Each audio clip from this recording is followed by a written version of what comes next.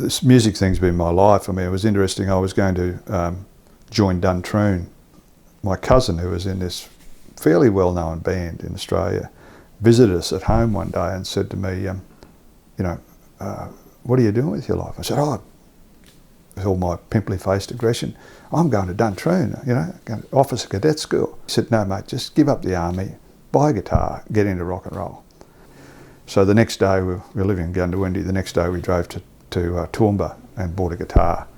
I've been playing music in bands for 40 years. I've had the misfortune of standing beside loud guitarists and loud drummers, a la James, and that's contributed to some hearing issues I've got.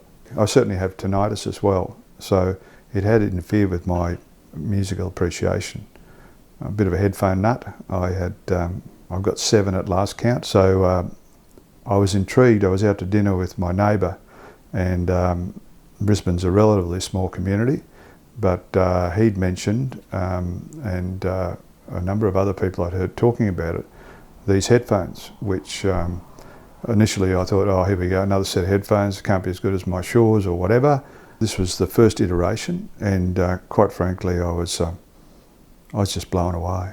It was as if a new aural world had opened up.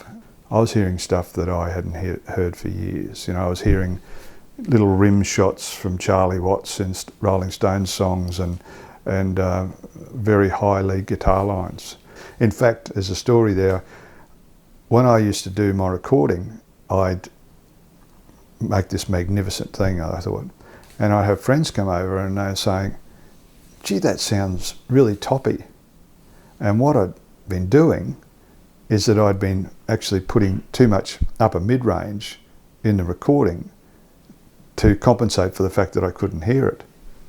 So now that I've got this far better reference system, there's no longer this massive mid-range boost that annoyed people.